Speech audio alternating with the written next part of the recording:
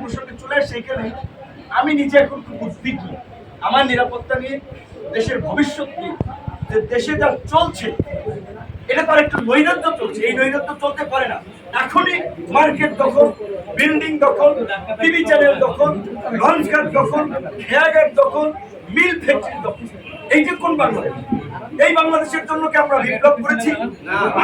তরুণরা এই যে এখানে বসে আছে যারা 18 সালে কোটা সংস্কার আন্দোলন করার আইনে ককটেল দিয়ে তারা বলছে বিপিনুরা দাসের তারে ককটেল মিছিলে মারার জন্য। প্রত্যেকটা এই শাকিলের মতো মানুষকে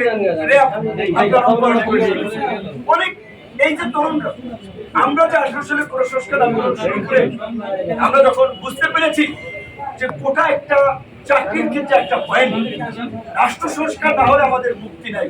তাই কিন্তু আমরা দেখেছেন আপনারা কোটা সংস্কার আন্দোলনের পরপরই আমরা রাষ্ট্র সংস্কারের জন্য এই গণ অধিকার পরিষদ নামক তারুণ্যের নতুন ধারা রাজনৈতিক দল, জনতার অধিকার আমাদের অঙ্গীকার, আমাদের অঙ্গীকার দেশ হবে জনতার এই স্লোগানকে ধরে আমরা এই দলটা গঠন করি। আমরা যদি 18 পরে 24-এর যদি নির্বাচনে অংশগ্রহণ করতাম, অনেকের এমপি হওয়ার মতো আপনার ট্যাক্স ফাইল ছিল না, অনেকের বয়স হয় নাই, তাহলে আমরা কেন জীবন দিচ্ছি, আমরা কেন সংগ্রাম করছি? এই যে এই আন্দোলনে ছাত্র অধিকারের কমিশনের সহসভাপতি কদমতলী থানার যুগ্ম সদস্য সচিব শহীদ হলো এই চট্টগ্রামে, সারা দেশে তো শহীদ হয়েছে অসংখ্য। আমি বলছি আমরা কেন লড়াইটা করছি? ছাত্র জনতা, রাজনৈতিক দল তো 17 বছরে এই ফাঁসিবাদের পতন করাতে পারে নাই, ছাত্র জনতা আম জনতা পতন ঘটিয়েছে। আর এখন আরেক দল লোক লুটপাট শুরু করে দিয়েছে। আমরা হুঁশিয়ারি দিয়ে উচ্চারণ করতে চাই, এই আওয়ামী ফ্যাসিবাদকে, এই 17 বছরের ফ্যাসিবাদকে আমরা উৎখাত করেছি। আজকের এই নব লুটপাটকারীদেরকেও আমরা কিন্তু বাংলার যে যা লুটপাট করেছেন, সেখান থেকে লুটপাট করেছেন সেখানে রেখে যাবেন।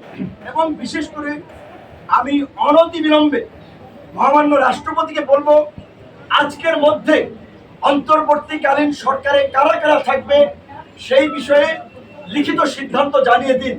অন্তর্বর্তীকালীন সরকার গঠন না হওয়াই কিন্তু আইন শৃঙ্খলা পরিস্থিতি এখন নিয়ন্ত্রণে নেই।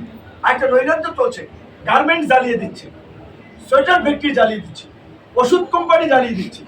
এই ঔষধ কোম্পানিতে তো হাজার হাজার মানুষ কাজ করে, এই গার্মেন্টস ফ্যাক্টরিতে তো হাজার হাজার মানুষ কাজ করে। ওই ফ্যাক্টরি ধ্বংস হলে পুড়ে গেলে ওই যারা কাজ করে শ্রমিকদের কি হবে? এই মানুষের রুটি রুজির কি হবে?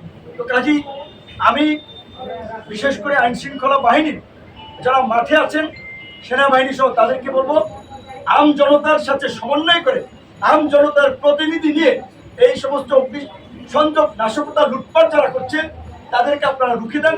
আমরা সব ধরনের সহযোগিতা করব।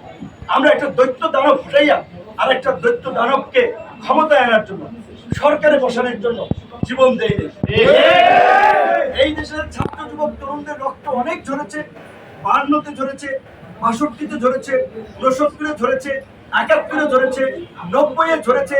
গত 17 বছরে সাবেক কোনো এমপি, সাবেক কোনো মন্ত্রী, কোনো আমলা রাজপথে পুলিশের গুলিতে মারা যায় নাই, ওইভাবে গুম হয়। সাধারণ মানুষ, সাধারণ কর্মী তারা গুলি খেয়েছে, রক্তাক্ত হয়েছে, জীবন দিয়েছে। কাজী এই যে এই বিপ্লবের পরে এই বিপ্লবের পরে যে নতুন সরকার ব্যবস্থা, নতুন রাষ্ট্র ব্যবস্থা, সেখানে আম জনতার, জনগণের চাওয়া পাওয়ার প্রতিফলন থাকতে হবে। আমরা যারা এই প্রজন্মের রাজনীতি করি, কোটা সংস্কার থেকে এই রাষ্ট্র সংস্কারের আন্দোলন করেছি, এই স্বপ্ন বাস্তবায়ন না হওয়া পর্যন্ত আমরা সদা জাগ্রত আছি। এবং আমাদের অনুসারীদেরকে আমরা পরিষ্কারভাবে বলতে চাই, যার বিরুদ্ধে একটা ব্লেড কিংবা 2 টাকার সুতাও যদি লুটপাটের অভিযোগ পাওয়া যায়, তাকে আমরা নিজেরা আইন শৃঙ্খলা বাহিনীর হাতে তুলে দেব। সারা দেশে গণ অধিকার পরিষদ, অন্যান্য রাজনৈতিক দল, যারা বিরোধী রাজনৈতিক দল, তাদেরকে অনুরোধ করব, আপনারা নেতা কর্মীদেরকে শান্ত করুন। তারা কি করছে ইতিমধ্যে কিন্তু সমস্ত ডেটা আমাদের কাছে চলে আসছে, সাংবাদিকরা জানে। এই লুটপাট নৈরাজ্য চলতে দেব না, আমরা দেব না, আমরা পরিষ্কারভাবে বলছি।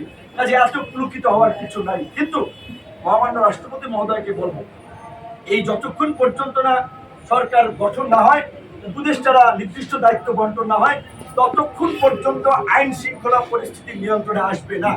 এই উপদেষ্টা পরিষদ গঠন করেই বিভিন্ন জায়গায় রাজনৈতিক দল, নাগরিক সমাজ, গণমাধ্যম কর্মী সকলের সমন্বয়ে জেলায় জেলায় উপজেলায় উপজেলায় কমিটি করে এলাকার পরিবেশ রক্ষা করতে হবে।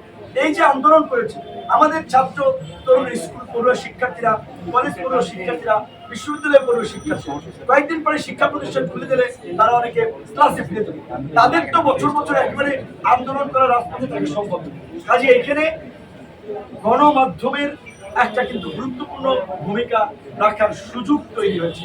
আপনাদেরকে এবার আপনাদের পেশাদারিত্ব দেখাতে হবে, আপনাদের প্রফেশনালিজম দেখাতে হবে, আপনাদের সেই ফ্রিডম, অবাধ স্বাধীনতা আল্লাহর রহমতে এখন আপনাদের আছে। কাজে আপনারা এগুলো তুলে ধরবেন। আজকে ছাত্র, শিক্ষক, অভিভাবক, এই যে যারা পানি এগিয়ে দিয়েছিল, মায়েরা তার সন্তান নিয়ে রাজপথে এসেছে, ঠিক একইভাবে এই নৈরাজ্য, লুটপাট এবং আগামীতে যেন আমরা একটা সুন্দর বাংলাদেশ বিনির্মাণ করতে পারি, সেই ধরনের একটা জন আকাঙ্ক্ষা রাজনৈতিক দলকে, রাজনৈতিক নেতৃবৃন্দকে সরকারে বসানো, রাষ্ট্র ক্ষমতায় নিয়ে আসা, সেজন্য আমাদেরকে সাপোর্ট করতে হবে।